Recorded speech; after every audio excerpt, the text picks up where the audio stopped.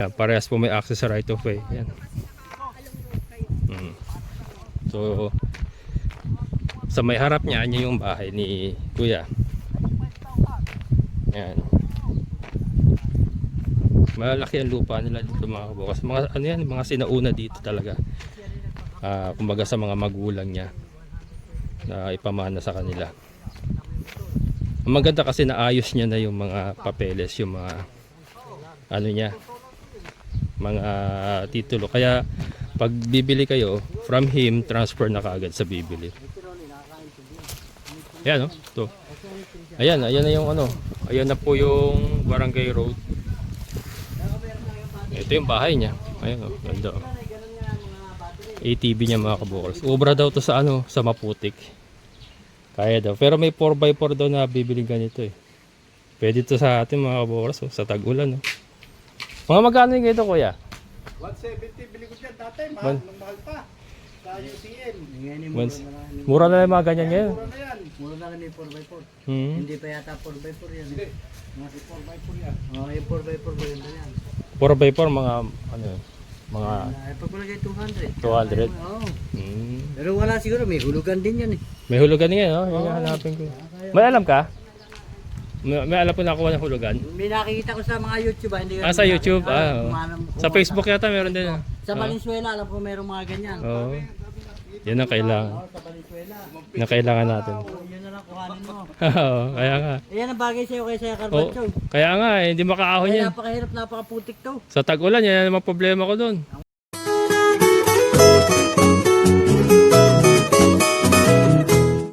Ayan. Ito, nandito tayo sa likod ng bahay ni Kuya. Ito 300 square meter. Ito po yung right of way. Oh, yan ang right of way. Ito ang right of way. Ayan. Yan ang right of way niya. Oo, ito yung 300 eh. Makadikit nyo na. Yan, right of way. Palabas ng kalsada yan mga kabukals. Uubusin na natin yan. Dito ko. Ito ang 300 square meter. Ito na yung kalsada, then ito na yung lupa. Nakatutok na yung kalsada. Yan. So, binibenta rin niya po ito. 300 square meter. Yan, sa likod na ng bahay niya mismo. Yung bahay nila. O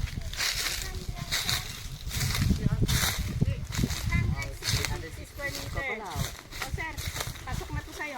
Magandang stication to. Kapit bahay mo pa yung may-ari ng lupa. Bahay mo pa may-ari ng lupa. Baka ito na yung para sa'yo. Ay, nahanap mo sa rito mo. Ano yan? Ano ba? Ayan. Ayan ang palabas mga kabokers. Barangay Road. Ayan na may poste. May poste niya. Barangay Road na yan. Ayan o. May motor. Ayan. May mga motor. Yan yung Barangay Road. And then yung bahay niya. Ayun. Bahay niya. And then ito yung binibenta niya isa pang 300 square meter. Sa likod lang niya mismo. Doon tayo galing. Yung 1,200 square meter na pinuntahan natin. Ayun. Yan, doon tayo galing. So malapit lang talaga sa kanya kasi nga itong isang buong property na to, minana niya po sa mga magulang niya. And then yun, pinahati-hati niya na.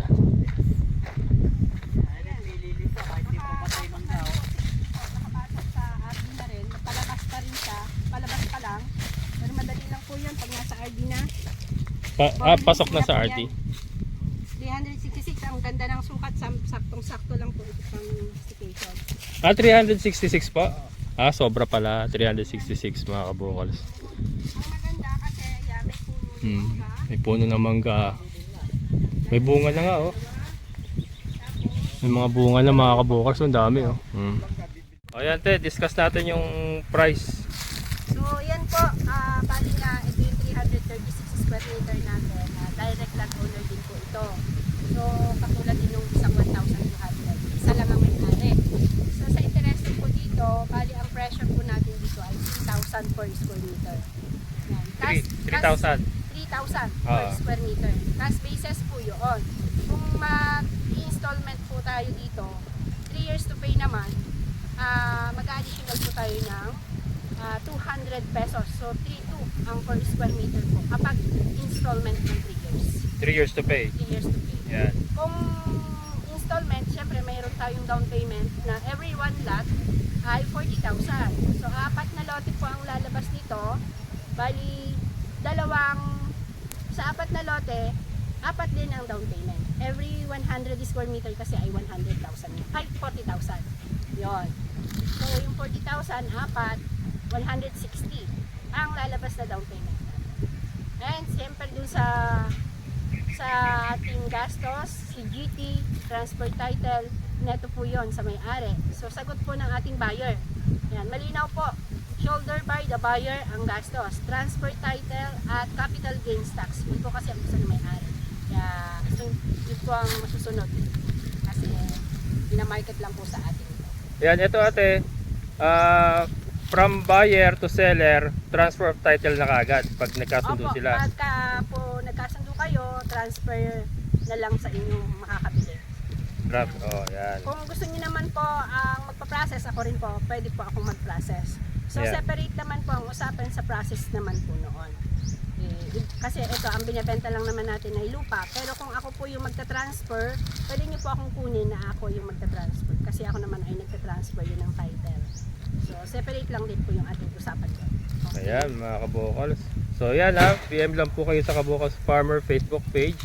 Ayan mga kabokals, bibihira po tayo maka-encounter ng yung direct to seller, yung may-ari mismo kausap natin, tapos installment ha. So ito na-tiyempuhan nga po natin na pumapayag si Kuya na hulugan yung kanyang mga lote. And, ayan, 366 square meter mga kabokals. So, doon tayo galing kanina oh. Doon tayo galing. Tapos ito yung bahay na may-ari sa likod. Ayun. Additional po pala, sir. Additional discuss po ako dito. As ito po ay nakapasok sa ID yung titulo ng 5.9 hectare. So buo po yun. So syempre, sinagregate nga nila yung titulo nila. Pwede natin, as hindi pa nakakalabas talaga yung title nito, sabi pa-release. So not sure ko kung kailan yung pa-release na yun, sabi ni sir. Pwede naman tayong mag-back tracing papunta sa ID bago natin bilhin. Syempre, obligation ko pa rin yun. Pwede naman po kayong samahan or pwede kayong pumunta sa RD kung sa, bali ito sa Giginto napupuntahan. Sa Giginto RD. So doon po, titingnan po natin kung talagang pinoproseso ito. Pwede po natin i-back tracing. Yun lang po yung atin. Pero hindi pa po tayo makakakuha ng certified nung bagong titulo dahil pa-release pa nga lang. Yan. So luma pa yung matitrace back natin dito kung hindi pa na-release yung bago. Yan. Okay. So kung magugustuhan na ninyo nang hindi pa naka-release at nag-back tracing naman tayo na pinoproseso, pwede tayong mag-transaction. Yan. As tama naman kung halimbawa pa-release na nga siya. Pwede naman ninyong bilhin na. Kung na-certified nga natin na pinoproseso naman nila. Yun, ganun lang po yun. Ayan mga kabokals ha. So malinaw tayo dyan ha. And maganda kasi nandyan pa yung may-ari mismo talaga. And siya po yung mismong kausap natin. So yun. Ayan o. May mga puno na mangga na namumunga na. Kalabaw. May mga sampalo kayo na upo daw ng tamis. Sabi ni Kuya matamis daw yan mga kabokals. Ayan. So 366 square meter mga kabokals. May access road kayo. Right of way. Barangay road na kaagad, kapiraso na lang. And then yun nga, direct po tayo sa may-ari. Wala po tayong ibang kausap dito. Yan, so investment, residential, maganda po kasi ayun, nakaharap kayo sa bundok oh, mga kabukas oh. Nakita nyo ba yan mga kabukas? Oh, apakahangin pa. Naririnig nyo ba yung lawis-wis ng hangin? Ano kawayan? Lawis din ako. Ayan, bundok. Malangaan Cave. Ayan po yung Malangaan Cave. Doon tayo galing kanina, doon sa may bandang baba doon. Doon tayo galing kanina yung 1,200 square meter na sa kanya rin, siya rin na may-ari. So ayan mga kabokals, so marami pong ito magandang opportunity kasi minsan lang po tayo makatsyempo ng direkta po sa may-ari tapos pumapayag po na hulugan. Yun nga, 3 years to pay, magda-down lang po kayo. And hindi nyo kailangan mag-cash. Napakahirap po kasi talaga maglabas ng pera ngayon. Pero ito, mabutit meron tayong nasumpungan dito na pwede po sa installment basis. Ayan, so PM lang po kayo sa Kabokals Farmer Facebook page kung interesado po kayo mag-invest dito po sa Barangay Tukod, San Rafael, Bulacan. Ayan, ganda po ng view. Parehas po may access sa right of way. Ayan. So Sa may harap niya, yan yung bahay ni Kuya. Yan. Malaki ang lupa nila dito mga kabukas. Mga ano yan, mga sinauna dito talaga. Kumbaga sa mga magulang niya na ipamana sa kanila.